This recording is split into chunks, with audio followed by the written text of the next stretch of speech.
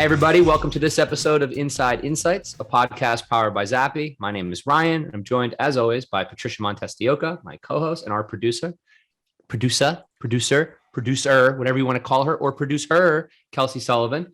And my producer was a little slip on my part because I was going to crack a joke about the great state of Rhode Island, where both Kelsey and I are from. And instead of cracking a joke, I just let my Rhode Island accent slip out. So you got that going. Yeah. What's up, ladies? How you doing today? Doing good. It's kind of fresh this morning. It rained all night, which is, I love it when that happens, when it rains all night and then you wake up and it's fresh and sunny. I love that. Spring is here. Although I skied in Vermont this weekend, and actually at the poster behind me, Stowe Mountain Resort, favorite place. And there was 2 feet of fresh snow, which was wonderful. But I'm ready for the spring, my friends. Federico skied this weekend too. Federico, a lot of snow in the mountains. He went skiing, and now he's in the Dominican Republic. So he did a swing. Ooh, he has a rough life. I feel so bad for him, don't you? Yeah, it sounds like he's very stressed and doesn't have enough time for himself to have fun. Wow. He deserves it. He's the best. That's right. You got to enjoy your life. So the other thing the ladies and I were just complaining about is daylight savings time. It was created for farmers, and I'm pretty sure most farmers now have a smartphone, so they know when it's going to rain and when the sun's coming up. And I'd like to make a request to any of our listeners who think daylight savings time creates any value whatsoever to email me and tell me why. If you have a credible reason, I will. I don't know what I'll do. I'll put a post out there celebrating your creativity, just to let you know what you're up against. I think it's utterly useless. My children have gotten less sleep the last 3 days, which means I'm a little more grumpy. I'm having an even harder time scheduling calls with Europe. It's already hard enough. Thank you very much. Instead of having 5 hours of overlap, I only have 4. I rant about this topic twice a year. And so this is the first time I've ever been able to publicly rant about it because it's my fucking podcast and I can rant about things if I'd like to. Daylight savings time, you got to go. Of all the things that got to go, this is one of them. But seriously, if you have a credible reason, particularly if you come from a farming family and you think your family still needs it, I want to know about it because I just don't see it, guys and gals. I just don't see it. I'm kind of with you because, I'm in Colombia right now and, I'm off your timing now. I used to be on EST standard. Now I'm not. So it's like so confusing. I have to always be checking the clock twice, but there you go. But Kelsey and the team keep me honest.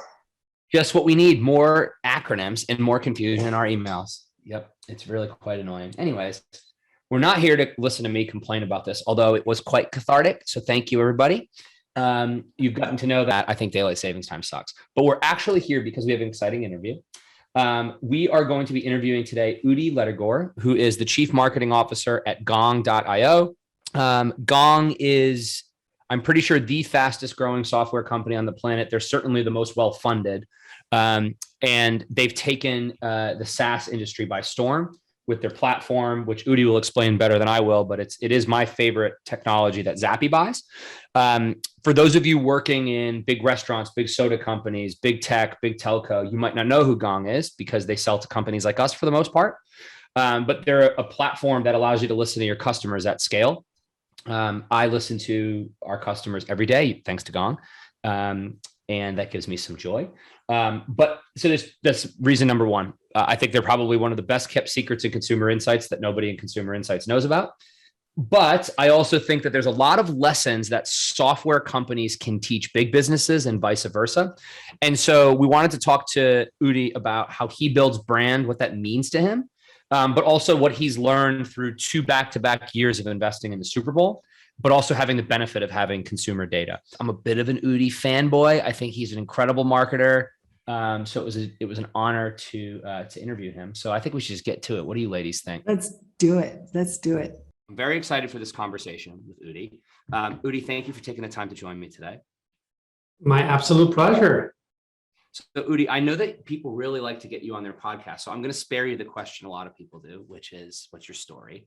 I want to start by saying, I love Gong. I remember having dinner with Amit many years ago, and he said to me, my only goal is to create raving fans. And at the time I was like, what a hard to attribute OKR, but seriously, the business, the brand that you folks have built is incredible. A lot of people in my audience here may not yet know Gong. The people that are listening to this are insights and marketing people at kind of Fortune 100 brands. But in your words, tell us a little bit about Gong, which everybody is by far my favorite software application that we buy, and we buy a bunch of them. You're too kind, Ryan. So Gong is a revenue intelligence platform that unlocks reality to help people and companies reach their full potential. What that means is that we capture all of our customers' customer interactions. We use AI to analyze what's happening in those interactions, and then we surface actionable insights that our customers use to replicate what their top salespeople are doing, to get informed when a deal is going south that they can intervene in, and in general, switch from making business decisions that are based on opinions and gut feelings to making business decisions that are made on reality and insights based on hard data. Seriously, folks, if you're not including Gong in your intelligence stack, this is a podcast about insights. So it's a sales intelligence tool, but I have to tell you, Udi, one of my key applications is I just listen to Gong, and a lot of times I skip our salespeople. I just want to hear what my customers say. And the amount of strategy and product development we've been able to inform from all of us in our AirPods being able to tap into hundreds of customer conversations a day is incredible. So anyways, this is not a sales pitch about Gong, but Udi was gracious enough to give us his time, and I'm seriously a huge fanboy, and so I wanted to at least give everybody the awareness of what Gong is. So Udi, B2B sales and MarTech, probably the most cluttered space on the planet. Very, very, very few companies, I would say, have invested at the level you have and put the time in to build a distinctive brand. It's something that obviously has separated you. So I'm just curious, what are the pillars of brand building you follow as a CMO? Like, how did you think about the intention of building the brand from day one, and what are some of those frames that you use? Sure. So one of my favorite quotes, and I always forget who to attribute this to on brand, is that brand is way too important to leave it to marketing. And it's a really good one. And I say that as a marketer. Yeah. I don't create the brand. I don't own the brand. I'm a steward of the brand. My team are stewards of the brand. And I've been very, very fortunate at Gong to join a company as employee number 13 with 11 customers at that point. We have 3,000 plus now. Wow. And it was clear from day one that customers are treating our software with a fandom that is usually reserved for few consumer products. We like boasting that our average NPS is higher than what the iPhone had in its heydays. People are truly passionate about using Gong. You can see that in the NPS surveys. You can see that in the G2 reviews. You can see that in our CSAT scores. You can see it how people go on social media unsolicited by us and just share their raving fan experiences with our product. People are sending us videos of themselves mowing the lawn while listening to Gong calls, or telling us that their wife hates Gong because instead of listening to her over dinner, they're listening to Gong calls. This is real. And so I'm not going to lie to you. I cook dinner at night, and that's when I listen to Gong calls. And Jill's always like, "What are you doing, man?" And I'm like, "I'm listening to calls." I will remember to send Jill some flowers. But that is the point. When that is your starting point as a CMO, when you join a company, that's your starting point, that you have true raving fans. Everything is infinitely easier from that point. And that makes it super easy, because I've worked at companies where I did not have this raving fan experience, and the challenges I had to solve, they were completely different from the starting point and the challenges that I have at Gong. So going to a company where I have these raving fans, it was pretty obvious that we need to take these stories, amplify them, and continue adding fandom to our user and prospects' experiences in ways that marketing can do so. So we do that by having a very conversational, approachable tone of voice and brand look and feel. So our website looks very different from most B2B websites. One of my team members, Danny, coined the term Series A blue, which most companies use in their early stages, right? You know exactly what I'm talking about. I think I might even be guilty of that shit. I did not look at your website today, Ryan. I don't want to put you on the spot. But so many companies use Series A blue. They couple really well with whites and grays. And that's what most companies use in early startup days. I apologize if I just described your website, but no, ours is Coral. We're good, but good. We're past the Series A. That's why. Good. So now you're in Series B Coral, but this is what companies do, and we don't. We go for screaming bright pinks and purples, and we have a talking bulldog, which is the chatbot who's booking hundreds of meetings on the website every quarter because people find it a different, fun experience. And if you read our content, it's never stuffy like a salesperson in a suit sweating and trying to tell you to come to our next webinar. No, we're actually sharing everything from sales memes to really valuable content on what's working and not working in sales. And people love that stuff. And that creates raving fans. And when we provide value 90% of the time, that earns us the right to come back 10% of the time or less and ask you to sign up for our next webinar, or come ask for a demo, or check out this new product feature. We do that in a very measured way, where I think other companies err often is they make their social feeds basically a billboard or for their product brochure. And it's all about check out our new version, check out our new feature. Nobody wants to check out your new feature. I mean, there's a tiny subset of people who care about that new feature, but if you want to build an audience and have them coming back, you need to earn that right. And to do that, you've got to provide something that's valuable to most of them all the time. It can't just be about you, right? If you go to a party and someone's just talking about themselves, you're not going to hang around there for long. You're going to go get a drink at the bar and never come back. So you want to be that friend that people gather around because they're interesting and funny and self-deprecating and actually providing you value, which could be entertainment, education, a combination of education and entertainment, distraction from your day on your LinkedIn feed. Like how much can you read about company awards? I do that too, but it's not the only thing I do. I post fun things that people actually want to follow and engage with. So that's kind of at the high level, the brand that I took under my responsibility. And again, as a steward, not an owner or a builder of the brand.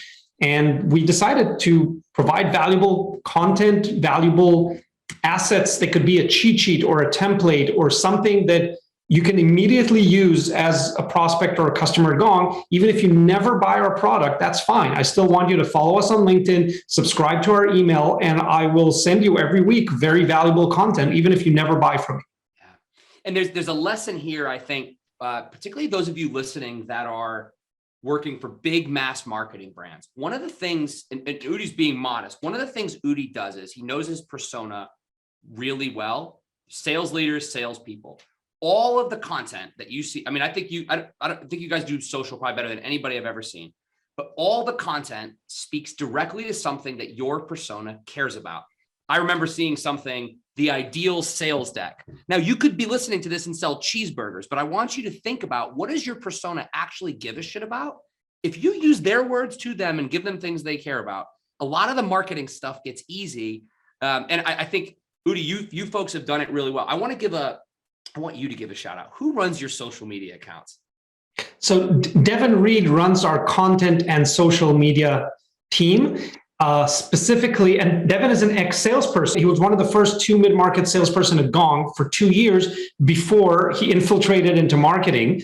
And he started moonlighting for us, writing blog posts after his long day in sales. He started writing blog posts and speaking at our events. And at some point he said, okay, I'm ready to transition my career into marketing. And it was a very natural move for him because he's a salesperson, so he speaks sales. That is so important. I never understood marketers who outsource their content writing to some offshore agency that knows nothing about their business or their audience. How could that ever work? How can you expect that to create compelling content? I took a salesperson who not only knows the persona because he's sold at 3 different companies, but he actually knows our product really well and our domain because he's been at Gong for a couple of years.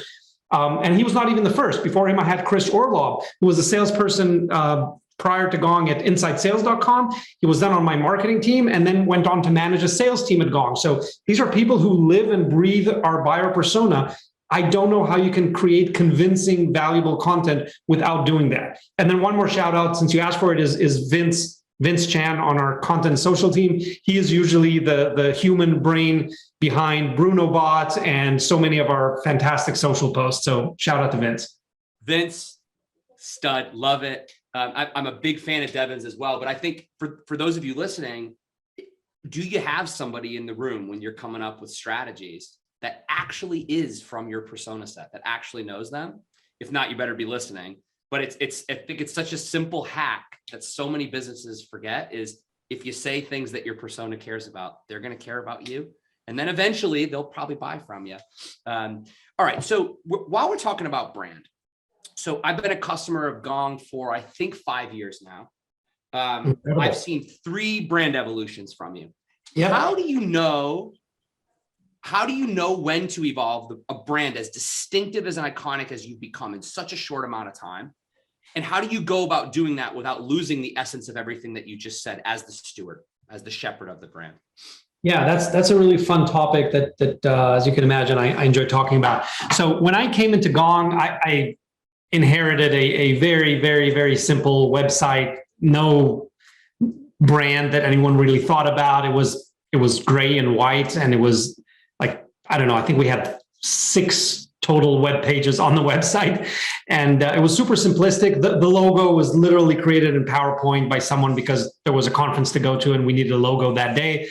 And we lived with that for a while. And then I joined the company between the seed round and the A round. And I remember my beloved CEO, Amit, asking me pretty early on, so do you think we should start with the branding project? And for those who don't know Amit, I have to say he is my long lifetime mentor on marketing and leadership. He is the most brilliant marketer that I've ever worked with.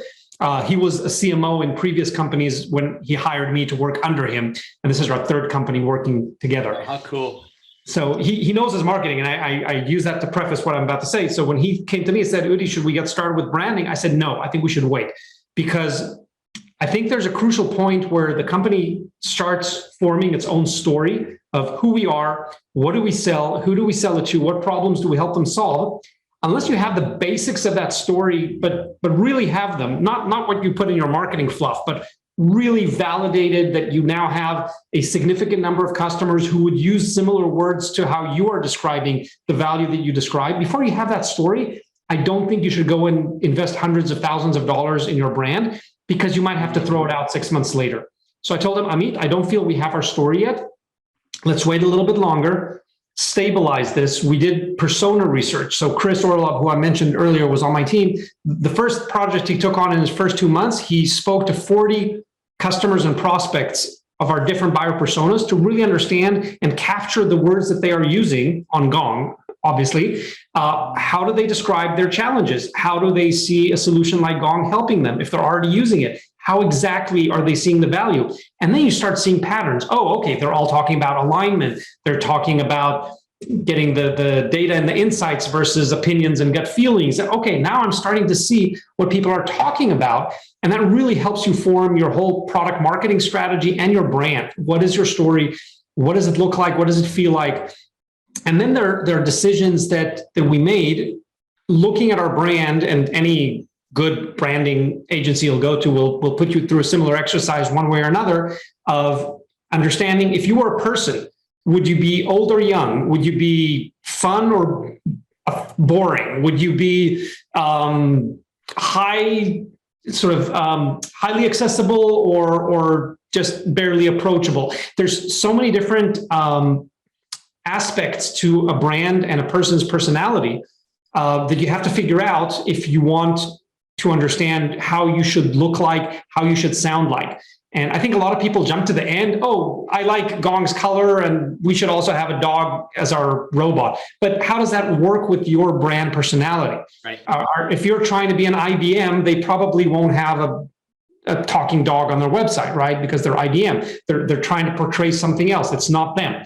But Gong, we decided early on, and I won't walk you through like the 8 or so attributes, but the 2 very important ones that we married together that I don't see in many other companies are, on the one hand, being very trustworthy and authoritative on our domain, which almost everyone would say they want to be. But here's where most people, I think, mess up.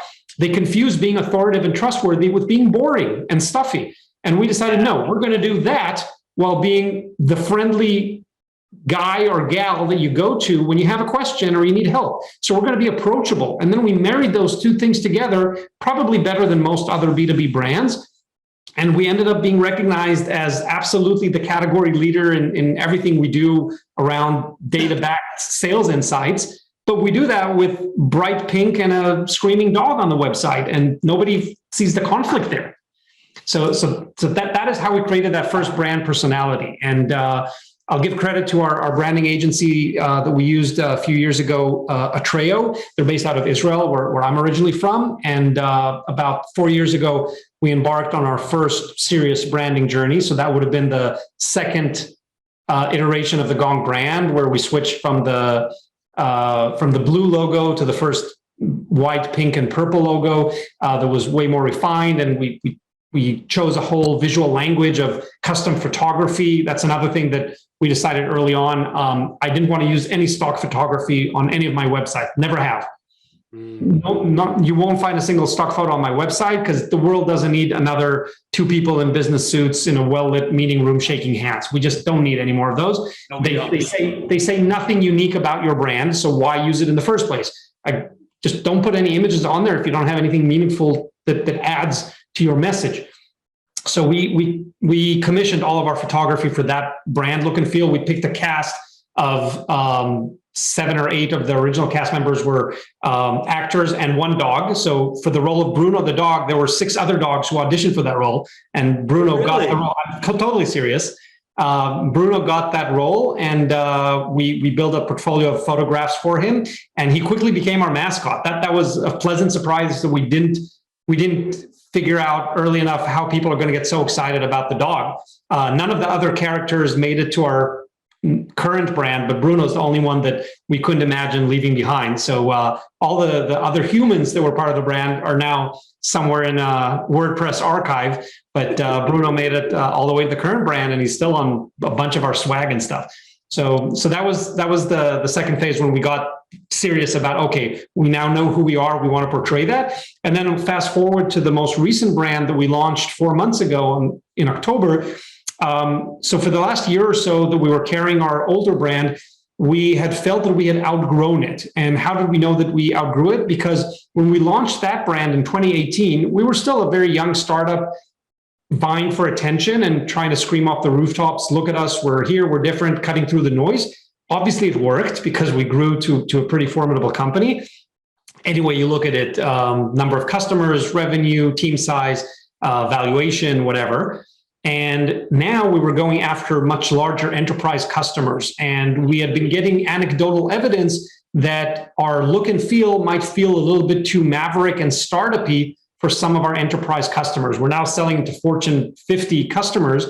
Not all of them are going to go with what looks to be like a young startup that's looking for attention. And so we wanted to keep the bold and daring look and feel and tone of voice that got us to where we are, because it served us really, really well. We didn't want that to go away, but we did want to add a level of maturity and sophistication to our brand that would remove any friction from the enterprise buying process and tell all of our customers, this is a company you can trust. This is a company that works with the world's biggest brands. And yeah, they look and sound different, but that's why you should buy from them. It's not something that should keep you away. And that's when we launched our new enterprise-worthy brand a few months ago. We did keep the pink and blue colors. We changed everything from the logo, who continued to evolve.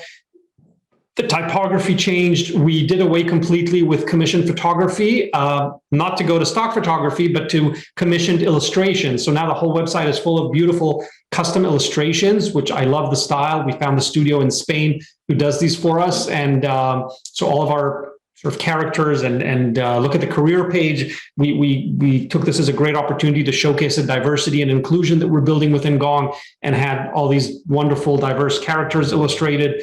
So we're having a lot of fun with that. And this brand has been received really, really well by our customers.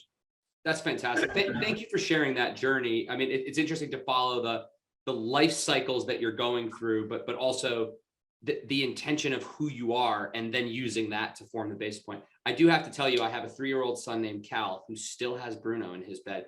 Bruno, when Bruno came to my house, I think it was when one of your SDRs was still calling on us, and he had a t-shirt. The t-shirt's gone by now. You know how kids, you have 3 kids. Does he have the stuffy? Which? It's a stuffy. Yeah, it's a Bruno stuffy, but now it just looks like a normal dog. So I know who he is. It's awesome. It's funny. I went through something similar. So our business is directly pointed at large enterprises. And when we did some early branding work, we went and talked to a bunch of customers, novel concept, and they started to archetype us with being a rebel and a magician. And then I remember the creative director was looking at Steve, who's our CEO, and I being like, he's kind of loud and swears a lot, and you come up with these crazy ideas. And the tension that I remember we've been going through for the last many months is we still want to keep the essence of that, similar to what you were doing, but now we're asking for $10 million orders. It's different, right? And so the example that I remember sharing, it's a little off color, was like, we need to be fun on a Friday night, but be welcome for dinner on Sunday with mom, right? And it's like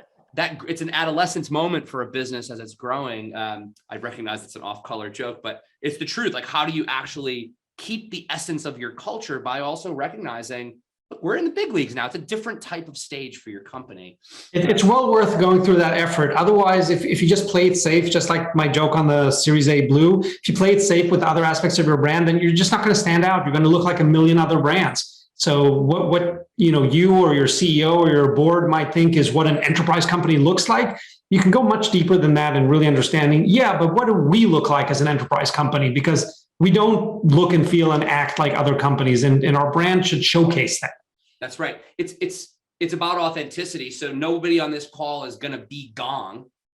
And the reason that you're distinctive is because you're Gong. It's a really interesting thing. So everybody has to look at themselves. And I think as big business is starting to realize that they're not just talking at consumers any longer, there is a degree of really needing to keep it real with the persona and understand how they think of them. That word you use, authenticity, is one of the most common words we use to describe that we hear our customers use to describe our content when we send them an event invite or a new blog post or a social media post.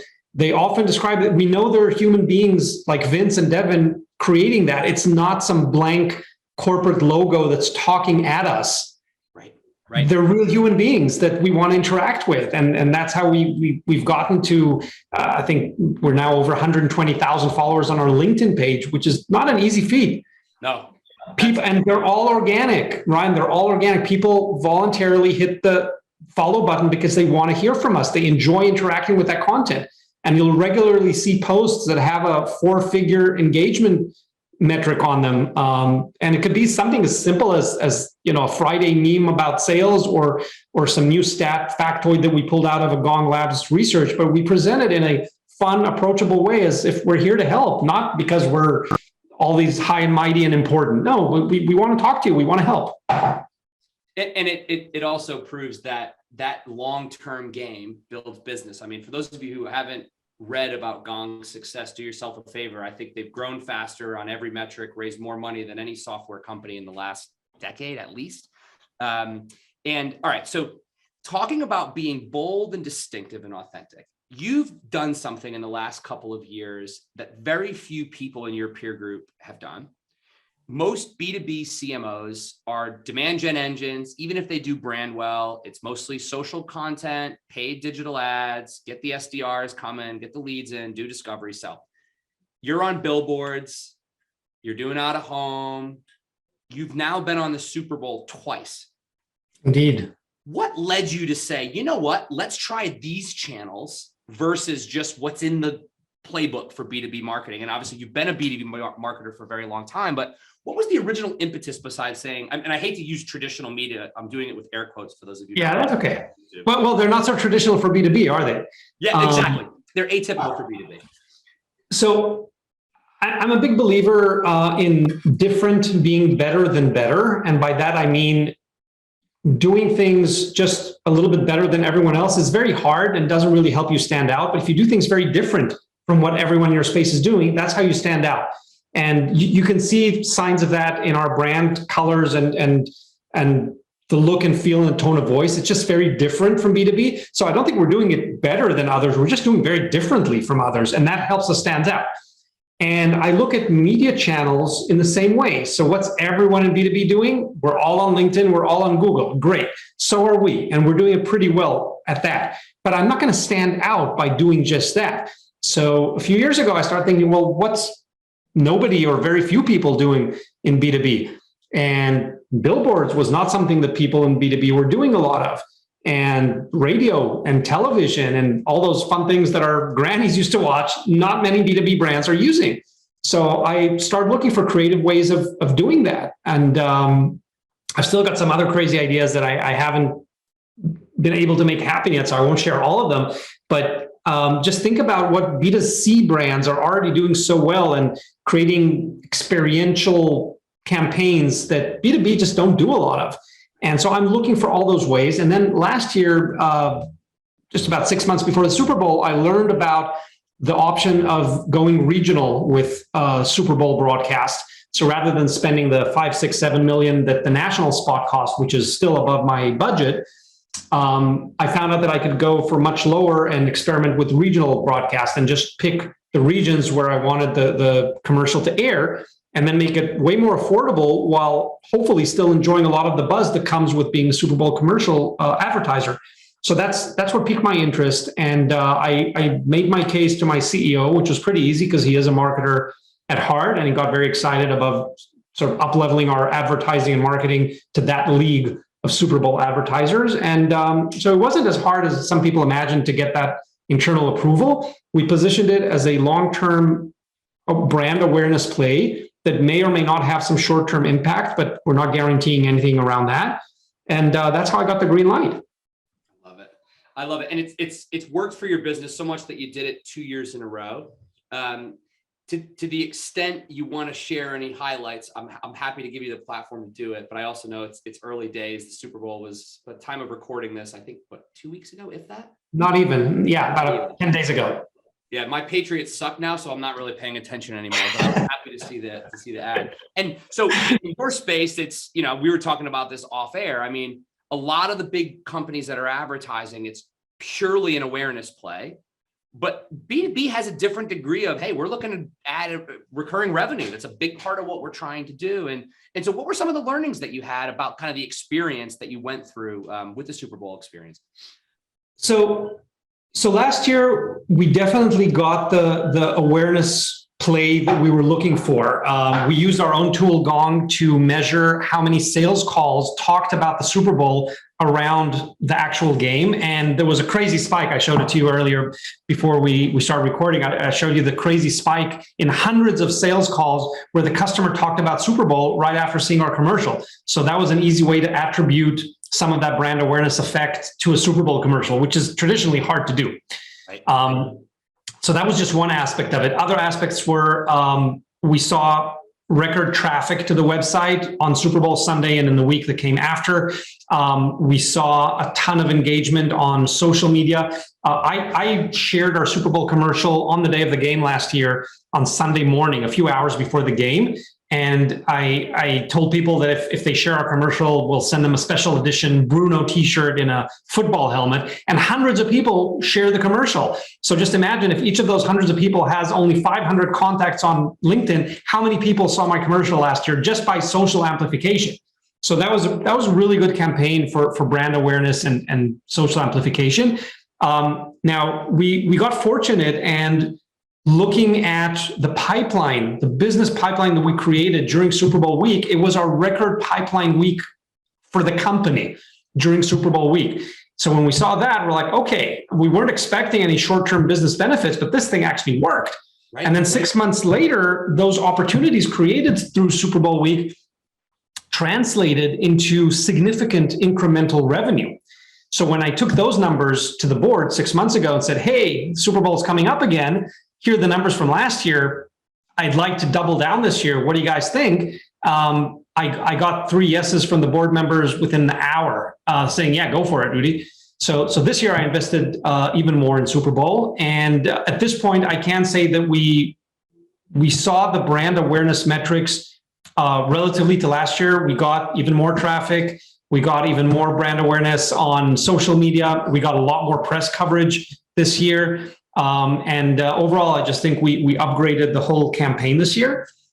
It is a little bit too early to see what pipeline and definitely what revenue contribution this year's Super Bowl had on us, but we'll be tracking that. I don't know if this is going to be a long-term thing for us. I think there's a reason why I can't name a single B2B company that comes back year after year to the Super Bowl. I do have a few friends, CMOs in the space, like Wix and other companies, Fiverr, who did last year's Super Bowl. They didn't come back this year. They've had enough. And, one of the CMOs who's done Super Bowl in the past told me I just found better use for that money. So I don't know that we'll be there every year. It's the brand play can get a little bit old at some point. And in B2B, we are looking for attributable performance metrics where we can find them on a very big part of my budget. It's not 100% of the budget, it's maybe 80% of the budget, but there's only so much I can spend on brand awareness stuff before people start raising eyebrows like, Udi, is that really where you want to spend all that money? Right, no, that makes sense. All right, so the last question, and we have only 2 minutes because Udi and I both have meetings after this, but I wanted to share this. So Udi has shared a lot of gold with you folks. He's no stranger to listening to his customers. We've had the pleasure of letting Udi use the Zappy platform for both of these Super Bowl experiences. As a CMO in a B2B space, what did consumer insights data help you do through the process of being ready to make those ideas as the best they could be, but also be confident like this is going to work? Because I had a lot of fun helping you, but what were some of the things that you could share with other marketers of how that helped? So first of all, thank you, Ryan, for your generosity in letting us use the platform both last year and this year. I think last year was you who reached out to me saying, hey, I heard you're going to be doing Super Bowl. We can help. And I really appreciated that. I'll say two quick things. One, my biggest regret is not coming to you sooner, including this year. Last year, shame on me. This year, extra shame on me because I didn't come sooner to you. And I wish I had, because that would have allowed us to take some of the learnings from the consumer data research and turn them into something actionable. But the second part is maybe even better news. This year, I used your platform to test two versions of the creative that we were going to consider for Super Bowl. And the main difference between them was the call to action at the end, right? Being B2B and trying to drive traffic to my website, I wanted a call to action that would guarantee that people would go to my website. And I tested two different calls to action. One of them, I'm happy to share this with the audience. It's not a big commercial secret. One of them was get a demo at gong.io. And the second one was get started at gong.io. Now, for various reasons that don't really matter, my intuition said that the get demo would work better, but the research data showed the exact opposite in a very clear and statistically significant way, that folks who saw the version of the creative with get started at gong.io were much more likely to go visit my website than the folks who saw the second version of the creative. Not only that, and that's the part that really blew me away, they were not only more likely to take action, but their whole perception of the commercial, likability and clarity changed because of that simple call to action in the end. And that was just crazy, looking at the data from every direction and seeing that there is no dimension where my intuitive version of the creative actually won. So we ended up going with the second version based on the consumer data that we got from Zappy. So thank you for that, Ryan. Oh, it's my pleasure. Udi, thank you so much. It's been really fun. I can't wait to keep following your brand and learning from you and keep using Gong because it's amazing. Udi, thanks for your time. Have a wonderful day. Thanks everybody so much for having me. I apologize everybody for the uncharacteristically short interview. The punchline is I actually was talking to Udi for 30 minutes before we hit record about marketing metrics and how much of a mess marketing attribution is. And he was also giving me a glimpse into some of the data that he sees off the back of the Super Bowl. So you got a shortened version of Udi, but I really enjoyed the conversation. I genuinely believe he just gave you a 15-minute masterclass on how to build a brand. So I hope you picked up a few nuggets, but if you didn't, Patricia's going to remind you of those nuggets as she always does. Patricia, what were your takeaways? Oh man, you know what? I think it wasn't a short, it was a concise and incredibly focused masterclass. So I didn't feel that it was short. Like I didn't feel like I was missing anything because he just knows this stuff so tightly that he just went do. And we were talking about brand building. We were talking about, but at the end of the day, he gave us 8 pillars of brand building. So instead of putting the questions that you ask, the way that I structure this is to put the actual pillars that he's teaching us so that on Monday morning or whatever day that, after you listen to this, you can start working on it. So the first one, love this. Brand is way too important to leave it to marketing. I love that he starts with that. It just shows how he approaches life. He doesn't take things too seriously, especially himself, right? He talks about marketing being stewards of the brand. So immediately he says the word stewards, and you can see that it's all about service to him. He's at the service of the brand. And so I like that. It touches a chord to me because I've always told people, we're here to, what are you doing for the brand? Did you do something for the brand today? Every single day, everybody from, the person who opens the door in the office in the morning to the person who locks up at night, everybody that has to understand that they're for the brand. They don't create or even own the brand. It's not my brand. It's that brand, right? I'm here for it. And stewards, he says, you have to continue adding fandom. So it's not about resting on laurels and, having a great brand and like, ooh, look at me, I'm so cool. No, it's about continuing to add to the fandom. I didn't even know that was a word, by the way. I learned that one today. I had to look it up.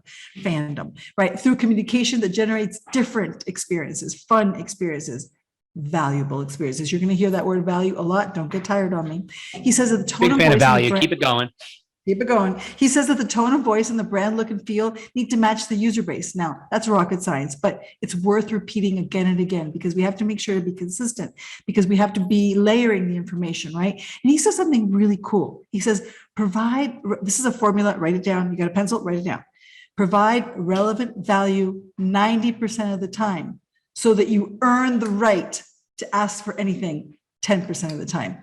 Blow my fucking head off. So simple. 90% of the time, you give them something fun, something exciting, something new, something interesting, so that you can 10% of the time say, are you interested in learning about my demo? Would you like to see my new product? Are you interested in coming on my website? But that's 10%, because you can't be that person at the party that just talks about themselves, because you're going to be talking to the plant or the waiter, because nobody's going to want to talk to you. Be that friend that's interesting, funny, that entertains and educates, right? A friend worth following, to use today's words, because I'm so cool. Number 2 pillars. That first one, the first one was a big one, so that one takes a lot of chunk. The second one, know your customer very well, not so well, not a little bit well, very well, so that you can ensure that all the content that you're giving them is relevant, big word, relevant and valuable. Because if it's valuable but not relevant, oh yeah, cool, right? I mean, whatever. You and your team, the whole team, everybody who has anything to do with the customer have to live and breathe customer. They have to know what they really care about, what language, as in vocabulary, they speak, where and how they live their every day. Because if not, then you're not going to be able to give them anything relevant or valuable. And you're not going to be able to speak to the things that they care about. If you show them respect and love, this is all about respect and love, they will care about you and probably, not always, but probably buy from you. So if you want a running chance at this game, you got to love authentically, because they're going to know if you're bullshitting them. Number 3, do external and internal research before you start developing your persona, your company persona and the brand, right? You have to know the answers to who are you as a business, right? What do you sell? Not just I sell a thing. And Gong is not a machine that records meetings. They're a revenue intelligence platform. It's very different. You got to know what they actually truly do and believe in, right? Who do they sell to, right? And why those people? A persona research, if you don't have any of this, was going to really reveal patterns. And with those patterns, you're going to be able to know what the different aspects of your brand persona is, so that you can speak to the customers.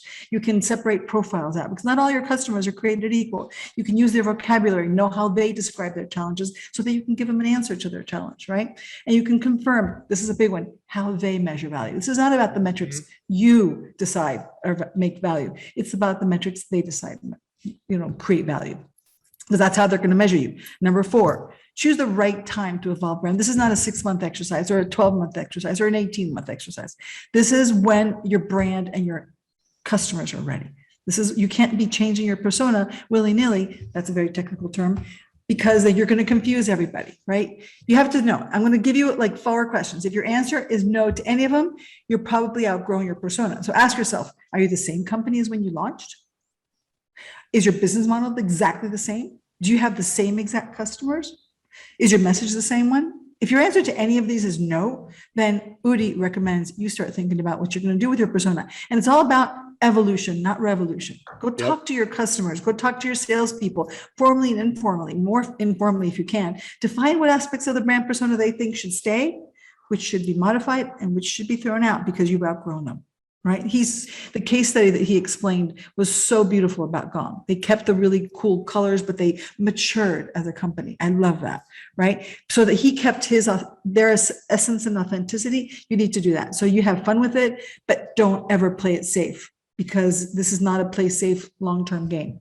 Number 5, define, now that you know your persona, you know your brand, you know all that, define your media plan with that persona and the competition in mind. Remember a couple of sentences, if not more than a couple, I said to you, know where they live, right? Yeah. This is what I mean, because you can't be putting things on billboards if your customer works from home and never goes out and sees a billboard. You can't be putting things on bus stations if they never even pass by a bus station, right? What good would that do? Or airports if they don't fly. So you need to know how they live and breathe, right? The same goes for any brand or service. Know where they live so that you can do, right? And he said something really cool. Different is better than better.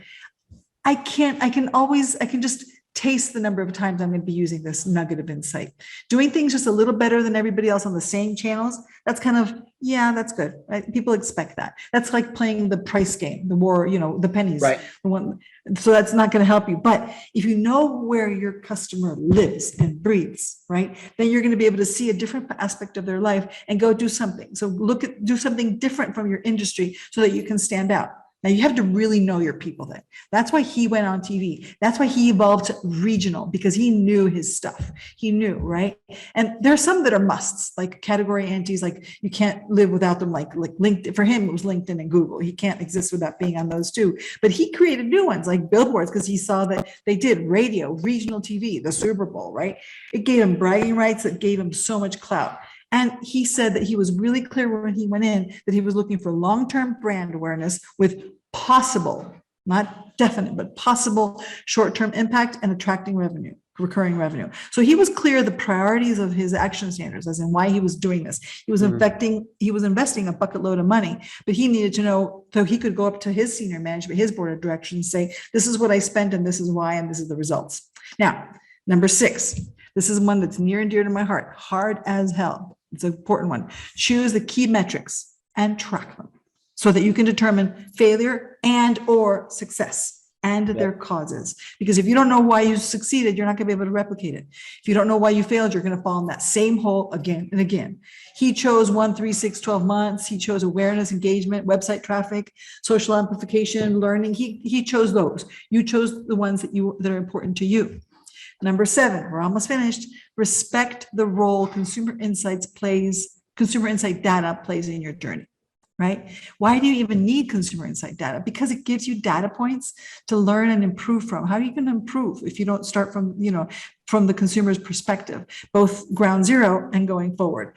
Also provides facts, what you can share with your company and whoever the decision makers are. Not everybody's going to be the CMO, right? Like Udi is. Somebody will not be, and so they have to make sure that they sell what they're wanting. This is not about personal opinion. My gut says this, right?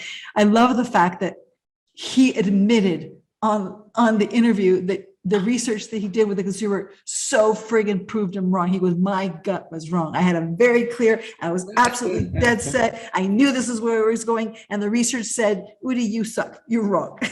And he was perfectly fine sharing this. And I love that because he felt comfortable with the research, the validity, the robustness of the research. So it gave him confidence that the ideas are going to work, even if it disproved him, which is great. And the last one, involve that consumer in your creative process early.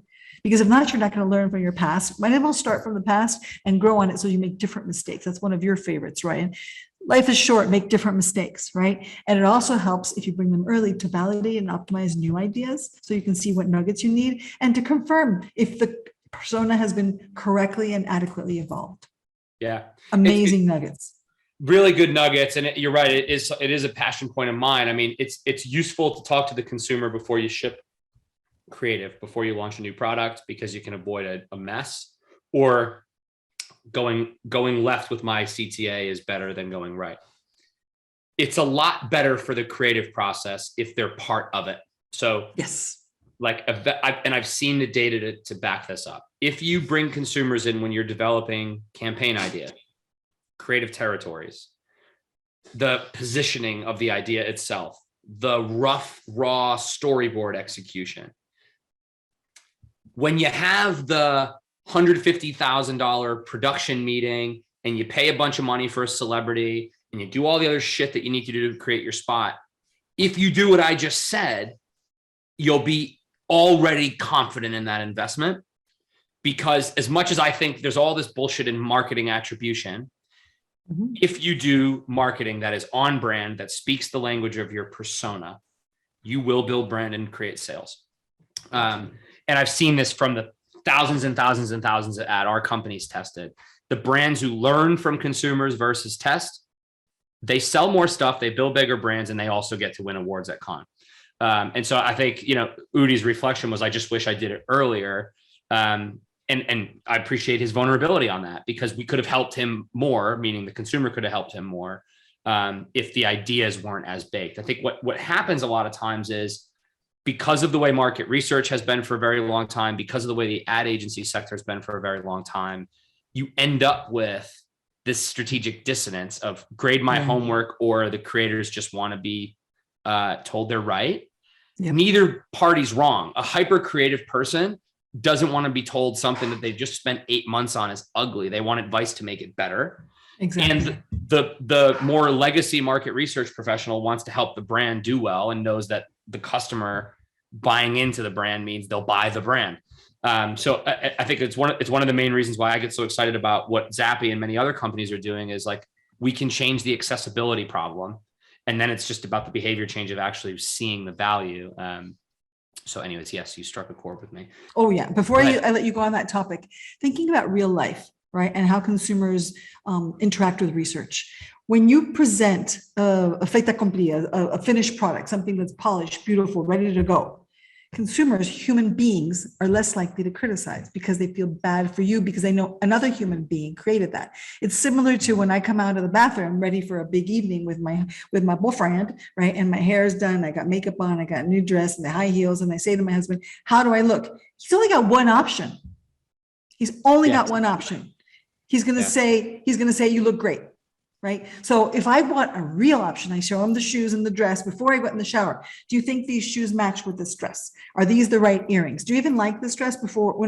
These are the two options you like, because if not, then he's going to have nothing to say. And if he tells me when I come out of there, all boom, right, I don't like any of it, I'm going to cry, ruin my makeup. It's going to be a bad night. Right. But if I know that I've shown him the shoes, I've shown him the dress, I've shown him the earrings, he likes how it looks, yada, yada, yada. I walk out of that bathroom. I don't even have to ask him how I look. I look at him and I twirl, and he goes, and then there's no words, because it's done. Yeah, that's right. That's right. So if you're listening to this, chances are I'm preaching to the converted, but you could forward this rant to somebody who needs to be converted and make me the bad guy. For those of you who just got the forwarded version, if you listen to your customers, your budgets will grow, your brand will grow, so will your top line. I promise you. And now with technology, you don't have to stop what you're doing and wait for a red or green score on your link test. You can actually get it done in stride. So this was a fun interview. We've got a lot of great stuff coming up for the balance of season 4. Our next episode is with somebody who I have a ton of admiration for. I'm going to say something bold at the risk of offending any other guest we've had. I personally enjoyed this conversation more than many other interviews, and I've enjoyed all of our interviews. But I just think Tony's leadership, the fact that he's so visionary but yet so pragmatic, and that he sells beer, is a beautiful thing. So we'll be interviewing Tony Costello, who's the global head of insights at Heineken. Obviously an extremely iconic brand. Tony's a good dude. He's worked at a lot of great businesses, learning, as he'll share with you in the interviewing, learning the rules so he learned how to break them. And I really hope that you enjoy the interview. We've got some other incredible sessions coming up. If there's anybody that you think we should be talking to, or if you got a story you want to share, let us know. We're nearly, believe it or not, done shooting season 4, but I don't know if you heard, we're going to do season 5 and season 6 and season 7. We're going to keep this thing going. So we have a lot of people we want to talk to. If you are listening to this, we would really appreciate if you could tell your friends, or you give us a rating. We are now live on YouTube. So if you want to look at any one of the 3 of us, or stare at the Tom Brady Sports Illustrateds I got behind me, yes, he came out of retirement 40 days later. Yes, I think it's annoying, not annoying enough to get rid of these Sports Illustrateds, but we are available on YouTube, so you can check us out. And that's all we got for today. So thank you for listening, everybody. Thank you, Patricia. Thank you, Kelsey. Appreciate y'all. Bye, Kelsey. Bye, Brian.